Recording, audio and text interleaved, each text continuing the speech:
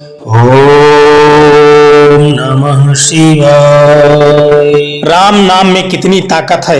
दोस्तों, इस बात को समझना है कि राम नाम में कितनी ताकत है तो आप इस कहानी को पूरा सुनना। राम नाम की ताकत के कारण ही बड़े बड़े पत्थर जिन पर राम का नाम लिख करके 100 योजन समुद्र पर पुल बांध दिया गया। राम नाम से अंकित अंगूठी को मुख में रख करके श्री हनुमान जी 100 योजन समुद्र को लांघ गए। राम नाम की ताकत के कारण ही काशी नरेश को स्वयं भगवान श्री राम खुद नहीं मार पाए। दोस्तों, आज का प्रसंग बड़ा ही सुंदर और मार्मिक है। इस कहानी को सुनने मात्र से ही मनुष्य के सारे पाप नष्ट हो जाते हैं और इस पृथ्वी पर वह जब तक जीवित रहता है सुख से अपना जीवन व्यतीत करता है। इसलिए इस कहानी को पूरा सुनना। दोस्तों, एक बार की बात है कि भगवान हनुमान जी ने अपने प्रभु श्री राम से अपनी माता के दर्शन करने के लिए जाने की आज्ञा मांगी। भगवान श्री राम ने उन्हें सहर्ष आज्ञा प्रदान कर दी। हनुमान जी जब अपनी माता के दर्शन करने के लिए जाने लगे तो उसी समय काशी नरेश भगवान श्री राम के दर्शन करने के लिए आ रहे थे। रास्ते में उन्हें देवर्षि नारद मिल गए। काशी नरेश ने देवर्षि नारद के चरणों में बड़ी ही भक्ति पूर्वक प्रणाम किया। नारद जी ने काशी नरेश से पूछा कि तुम कहां जा रहे हो। काशी नरेश ने कहा कि देवर्षि, मैं भगवान श्री राम के दर्शन के लिए उनकी राजसभा में जा रहा हूं। उनकी इतनी बात सुनकर के नारद जी ने कहा कि मेरा एक काम करोगे। काशी नरेश ने कहा कि आप आज्ञा कीजिए ऋषिवर। धरती पर ऐसा कौन सा प्राणी है जो आपकी आज्ञा को न मानने का दुस्साहस करेगा। सदैव आपकी आज्ञा के पालन करने के लिए लोग दौड़ पड़ेंगे। आप कृपा करके आज्ञा प्रदान करें, मैं जरूर करूंगा। नारद जी ने मुस्कुराते हुए कहा कि तुम राजसभा में प्रभु श्री राम के चरण कमलों में श्रद्धा भक्ति पूर्वक प्रणाम तो अवश्य करना, किंतु उन्हीं के समीप जो सिंहासन पड़ा हुआ है उस पर महान तपस्वी विश्वामित्र जी जो बैठे हुए हैं उनको प्रणाम मत करना। काशी नरेश ने पूछा कि ऐसा क्यों करना है ऋषिवर। नारद जी ने उत्तर दिया कि एक राजा को दूसरे राजा को प्रणाम करना शोभा नहीं देता है। ऋषि विश्वामित्र भी पहले कभी राजा ही तो थे। और नारायण नारायण कह करके नारद जी वहां से चले गए। अब काशी नरेश भगवान श्री राम की सभा में पहुंचे।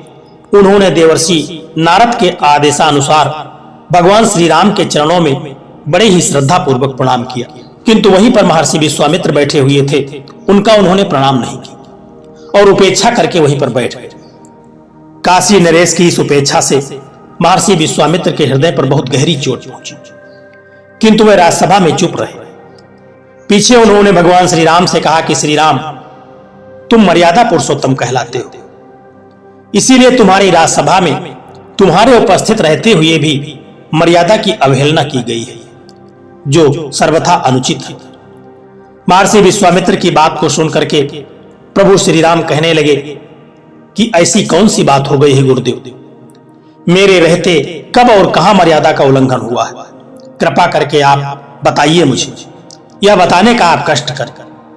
भगवान श्री राम की बात को सुनकर के विश्वामित्र कहने लगे कि आज ही राजसभा में काशी नरेश ने जब तुम्हारे चरणों में प्रणाम किया और मैं तुम्हारे बगल में ही बैठा हुआ था, लेकिन उसने मेरी सर्वथा उपेक्षा कर दी। यह कदापि उचित नहीं है। आपकी सभा में मेरा अपमान हुआ है। मेरी राजसभा में मेरे ही सम्मुख आपकी उपेक्षा, यह तो मेरा भयानक तिरस्कार है। उसी समय भगवान श्री राम ने प्रतिज्ञा की कि आज सूर्यास्त से पहले ही मैं उस राजा को मृत्यु दंड दूंगा जिसने मेरे गुरु की उपेक्षा की है। परम पराक्रमी भगवान श्री राम की यह प्रतिज्ञा वायु के वेग से चारों ओर फैल गई। काशी नरेश ने जब इस बात को सुना तो उनका कंठ सूख गया। जीवन से निराश होकर के वे दौड़े हुए नारद जी के पास पहुंचे और उनके चरणों में गिर गए। बड़े ही विनीत भाव से कहने लगे कि देवर्षि, भगवान श्री राम ने आज सायंकाल तक मुझे मार डालने की प्रतिज्ञा की। नारद जी ने कहा, प्रतिज्ञा तो मैंने भी सुनी है।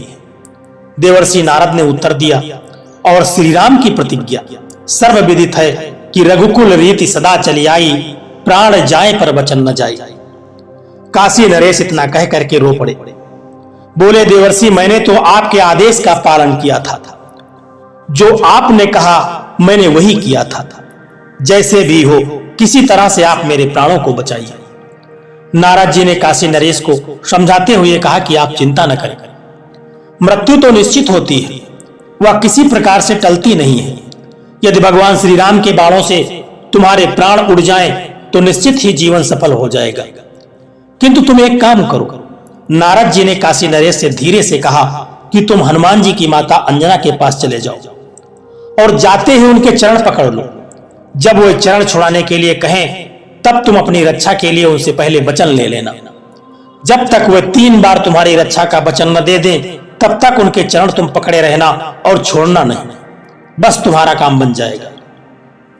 नारद जी की बात को सुनकर के काशी नरेश वहां से भागे भागे माता अंजना के पास पहुंच गए।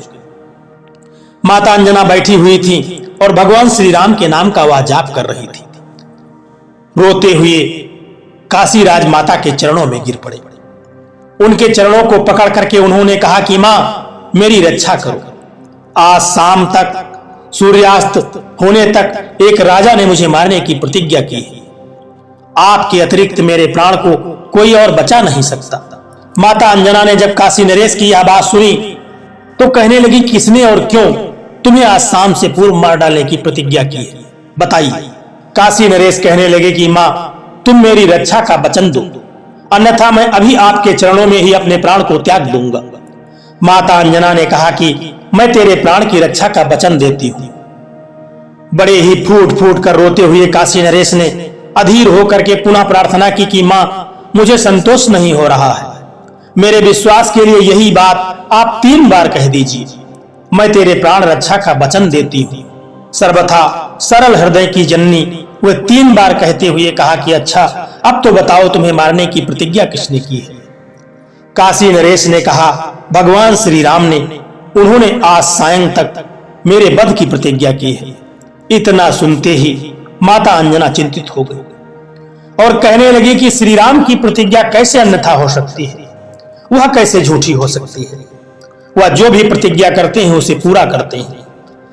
पर मैंने तुझे वचन दिया है। उसी समय हनुमान जी ने वहां पहुंच करके माता के चरणों को स्पर्श किया और आशीर्वाद देते हुए माता ने कहा कि बेटा, तुम ठीक समय पर आ गए हो। अभी अभी मैं एक आवश्यक कार्य से चिंतित होकर के तुम्हारा ही ध्यान कर रही थी। वह कार्य हो जाए तो मेरा मन हल्का हो जाएगा, क्योंकि मैंने वचन दे दिया है। हनुमान जी ने कहा कि माता, आप आज्ञा दीजिए। आपका कौन सा कार्य करने के लिए मैं हमेशा प्रतिक्षण तैयार रहता हूं। कृपा करके आप आज्ञा दीजिए, मैं वह कार्य जरूर करूंगा। माता अंजना कहने लगी, पर काम तो बड़ा कठिन है बेटा, इसी कारण से मुझे चिंता हो रही है। माता अंजना की बात को सुनकर के हनुमान जी ने उन्हें आश्वासन देते हुए कहा कि माता, आपके पुत्र पर भगवान श्री राम का आशीर्वाद है। ऐसा कोई संसार में काम नहीं है जो मैं आपके राम का नाम लेकर के न कर सकूं। माता अंजना ने कहा कि यह सब तो कुछ ठीक है, मैं जानती हूं कि मेरे लाल, किंतु काम अत्यंत कठिन है, इसलिए कहने में मुझे संकोच हो रहा है।